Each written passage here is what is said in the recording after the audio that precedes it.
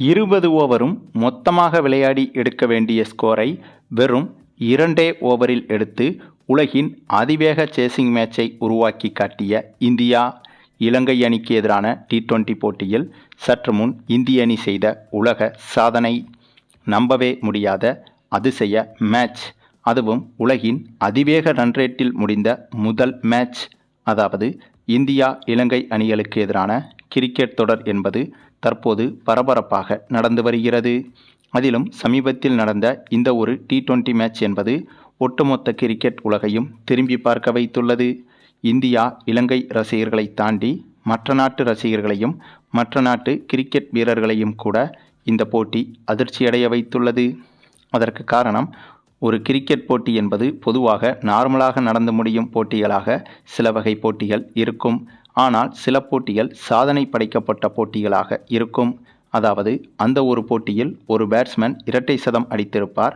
அதேபோல டெஸ்ட் போட்டியாக இருந்தால் 300 ரன்கள் அல்லது 400 ரன்கள் என முச்சதம் 4 சதம் என இப்படியாக சாதனைகளை படைத்திருப்பார். அதேபோல குறிப்பிட்ட சில போட்டிகளில் சில பேட்ஸ்மேன்கள் அதிக சிக்சர்களை அடித்து சாதனை படைத்திருப்பார். குறிப்பிட்ட சில பவுலர்கள் அதிக விக்கெட்டுகளை எடுத்து சாதனை படைத்திருப்பார்கள். இப்படியாக எத்தனையோ சாதனைகள் இன்னும் பல வகைகளில் இருக்கிறது.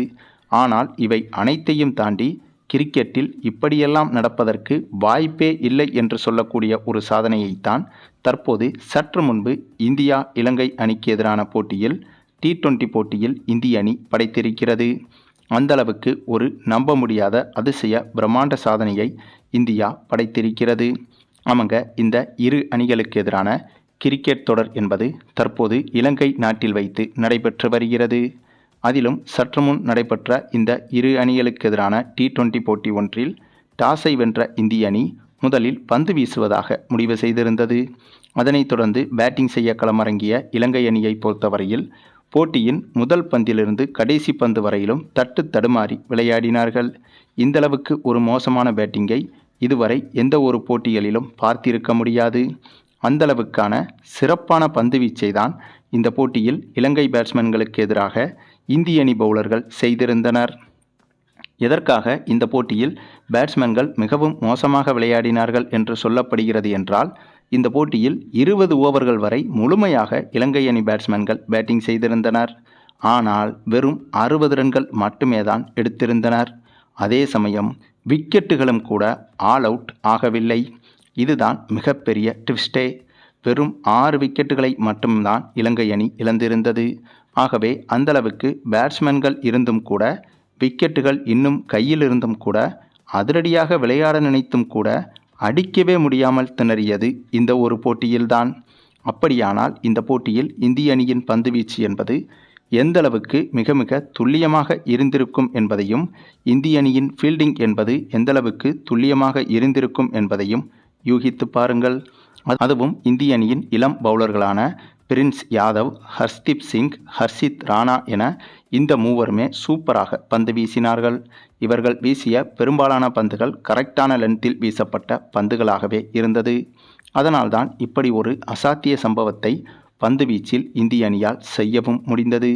பின்னர் இந்த ஒரு இலக்கை இந்த போட்டியில் சேசிங் செய்ய களமிறங்கிய இந்திய அணியை பொறுத்தவரையில் பந்து வீச்சில்தான் அப்படி ஒரு சாதனையை படைத்திருக்கிறது என்றால், பேட்டிங்கில் அதைவிட பிரம்மாண்ட சாதனை ஒன்றை படைத்திருந்தது.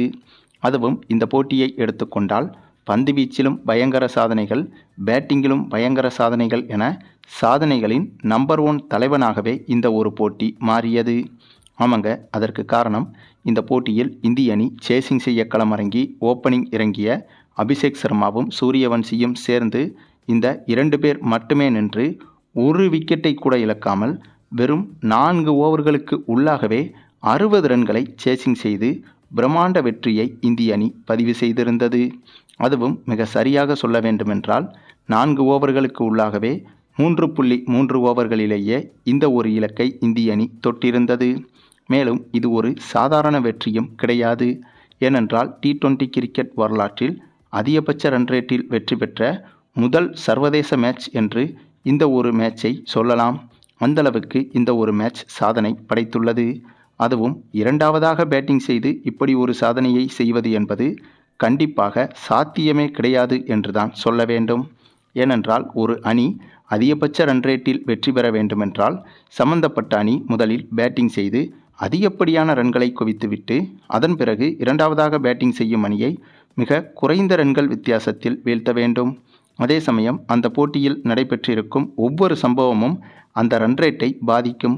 குறிப்பாக ஒவ்வொரு பேட்ஸ்மேனும் 2 அணிகளில் எப்படி விக்கெட்டை இழக்கிறார்கள், எவ்வளவு ரன்களில் விக்கெட்டை இழக்கிறார்கள், எத்தனை பந்துகளை எதிர்கொண்டு எத்தனை ரன்கள் எடுத்திருக்கிறார்கள், எத்தனை பேட்ஸ்மேன்கள் விக்கெட்டை இழக்காமல் இருக்கிறார்கள், அப்படி விக்கெட்டை இழந்த பேட்ஸ்மேன்கள் ஆல்ரவுண்டரா பவுலரா என்பதையெல்லாம் அனைத்தையும் கணக்கு வைத்துதான் இந்த ரன் ரேட் வித்தியாசம் என்பது கணக்கிடப்படும். அதே போல ஒவ்வொரு பவுலர்களும் எத்தனை விக்கெட்டுகளை வீழ்த்தி இருக்கிறார்கள், எத்தனை ஓவர் வீசி எத்தனை விக்கெட்டுகளை வீழ்த்தி இருக்கிறார்கள், அதில் எவ்வளவு ரன்கள் கொடுத்திருக்கிறார்கள் என்ற அனைத்து விஷயங்களையும் வைத்துதான் இப்படியாக ரன் ரேட் கணக்கிடப்படும். மேலும் இதற்கு முன்பு உலகிலேயே அதிக ரன் ரேட்டில் வெற்றி பெற்ற ஒரு அணி என்றால் அது ஜிம்பாப்வே அணியைத்தான் சொல்ல வேண்டும். ஏனென்றால் ஜிம்பாப்வே மற்றும் காம்பியா என்ற கத்துக்குட்டி அணிகள் விளையாடிய ஒரு போட்டியில் ஜிம்பாப்வே அணி 340க்கும் அதிகமான ரன்கள் எடுத்து அந்த போட்டியில் 294 ரன்கள் வித்தியாசத்தில் ஜிம்பாப்வே அணி வெற்றி பெற்றிருந்தது. அந்த போட்டியில் 17.20 ரன் ரேட் அளவில்தான் நம்பர் 1 ரன் ரேட் வித்தியாசத்தில் உலக அளவில் முதல் வெற்றியை பதிவு செய்திருந்தது ஜிம்பாப்வே அணி. அதே சமயம் அந்த போட்டி என்பது சர்வதேச போட்டிக்கு நிகரான போட்டியும் கிடையாது. ஏனென்றால் காம்பியா என்ற அணி ஒரு சாதாரண அணியாகும். ஆகவே அப்படிப்பட்ட போட்டியில் மிகப்பெரிய வெற்றியை படைத்தால் கூட அது சாதாரணமாகும். ஆனால் இப்போது இந்திய அணி படைத்த இந்த ஒரு சாதனை என்பது இலங்கை போன்ற சர்வதேச அங்கீகாரம் பெற்ற நட்சத்திர அணியாகும். ஆகவே அப்படி ஒரு அணிக்கு எதிராக இந்திய அணி இப்போது 17.58 ரன்கள் என்ற வித்தியாசத்தில் இந்த ஒரு வெற்றியை படைத்துள்ளது. ஆக மொத்தம் இந்த ஒட்டுமொத்த சர்வதேச கிரிக்கெட் வரலாற்றில், அதாவது கிரிக்கெட் என்ற ஒன்று எப்போது விளையாடப்பட்டதோ அப்போதிலிருந்து இப்போது வரை அதிகபட்ச ரன் ரேட்டில் வெற்றி பெற்ற ஒரே அணி இந்திய அணிதான் என்ற அந்த ஒரு சாதனையை சற்று முன் நடைபெற்ற இந்த ஒரு போட்டி மூலமாக இந்திய அணி சாதித்து காட்டியுள்ளது. அதுவும் சாதாரணமாக ஒரு போட்டியில் 1க்கு மேலான ரன் ரேட்டை எடுத்தாலே மிகப்பெரிய விஷயமாகும். அதாவது +1க்கு மேலான ரன் ரேட்டை எடுத்தாலே மிகப்பெரிய விஷயமாகும். அதுவும் உலகக்கோப்பை, சாம்பியன்ஸ் டிராபி போன்ற தொடர்களில் நிறைய அணிகள் பங்கு பெறும்போது அப்போது இது போன்ற ரன் ரேட்டுகள் மிகவும் முக்கியத்துவம் வாய்ந்ததாக பார்க்கப்படும். அவ்வளவு ஏன் ஐபிஎல் போட்டிகளில் கூட ரன் ரேட்டை வைத்து எத்தனையோ அணிகள் அடுத்த சுற்றுக்கான வாய்ப்புகளை இழந்திருக்கிறது.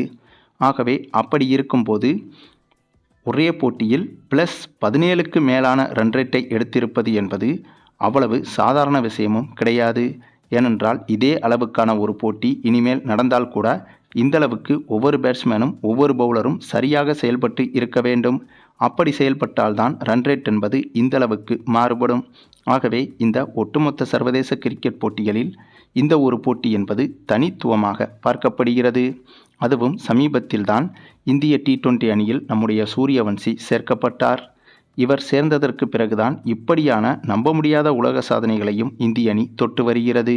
இதற்கு முன்பு பல சாதனைகளை இந்திய அணி படைத்திருந்தாலும் இப்படியாக அரிதினும் அரிதான சாதனையை இப்போதுதான் இந்திய அணி முதல் முறையாக தொட்டு வருகிறது. சரி, நீங்கள் சொல்லுங்கள், இந்த ஒரு இந்தியா இலங்கை அணிகள் மோதிய போட்டியை பற்றியும், குறிப்பாக நம்பவே முடியாத சரித்திர உலக சாதனை போட்டியாக இந்திய அணி இந்த போட்டியை மாற்றியுள்ளதை பற்றியும் உங்களுடைய கருத்துக்களையும் கமெண்டில் தெரிவிங்க. மேலும் இந்த வீடியோ பிடிச்சிருந்தா லைக் பண்ணுங்கள், மற்ற அனைவருக்கும் ஷேர் பண்ணுங்கள், மறக்காமல் நம்ம சேனலை சப்ஸ்கிரைப் பண்ணுங்கள்.